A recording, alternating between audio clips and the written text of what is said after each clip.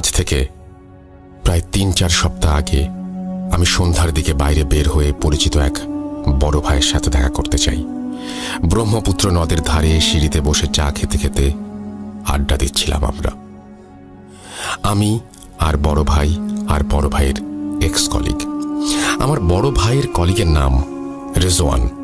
কিছুটা সময় আড্ডা দিতে দিতে রেজওয়ান ভাইয়ের ফোনে একটা কল আসে আর উনি রিসিভ করে কথা বলেন।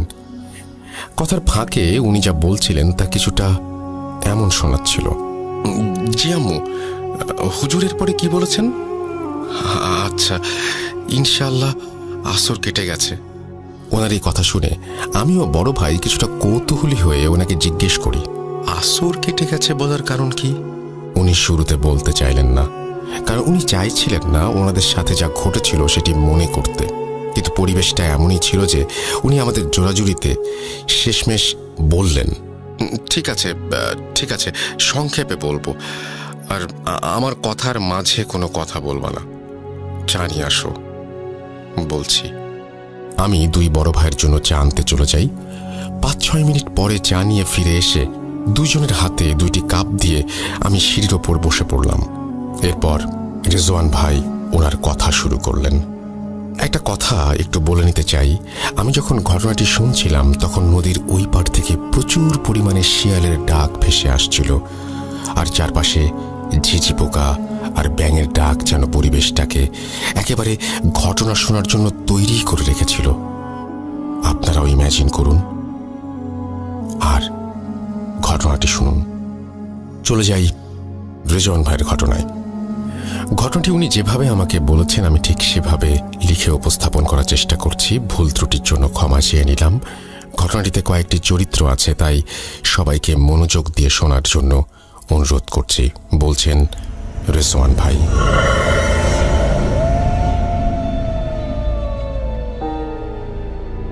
আমি তখন বরিশাল বিভাগের একটি কুরিয়ার সার্ভিসে কাজ করি। চাকরিটা ভালোই ছিল, কিন্তু একটা জিনিস খারাপ লাগতো যে রোজ একই ধরনের রুটিন। এভাবে আস্তে আস্তে আমিও আমার কলিগরা যেন হাঁপিয়ে উঠছিলাম। কিন্তু এই একঘেয়েমি কেটে যায় কোরবানি ঈদের ছুটিতে বাড়ি গিয়ে। এছাড়াও ঈদের 2 দিন পরে 6 জন মিলে একটি ট্যুরও দেই আমরা রিফ্রেশমেন্টের জন্য। ট্যুর থেকে ফিরে প্রায় 4 দিন আমি বাড়িতেই ছিলাম। 1 বছর 9 মাসের মতো হবে আমার বিয়ে হয়েছে, কিন্তু ওয়াইফের সাথে বেশি সময় স্পেন্ড করতে পারিনি দূরে চাকরি করার জন্য। যথারীতি ঈদের ছুটি শেষ হয়ে যায় আর আমিও আমার কলিগ সবাই আমাদের চাকরির স্থানে আবারও যোগদান করি। বলে রাখা ভালো যে আমি বরিশালে একটি মেসে থেকে চাকরি করতাম।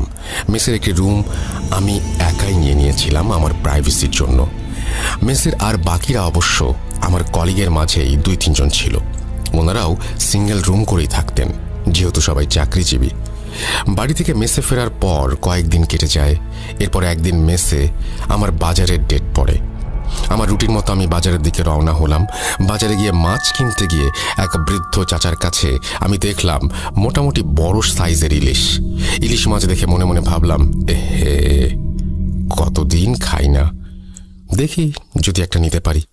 এই ভেবে আমি চাচার দিকে এগিয়ে গিয়ে চাচাকে জিজ্ঞেস করলাম, কি চাচা, ইলিশ কত করে দিচ্ছেন?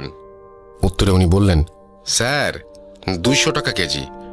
ওনার এই দাম চাওয়ার কথা শুনে আমি ভ্যাবাচাকা খেয়ে যাই আর ভাবতে থাকি, কি বলে 500 টাকার উপরে দাম আর উনি 200 টাকা চাচ্ছে?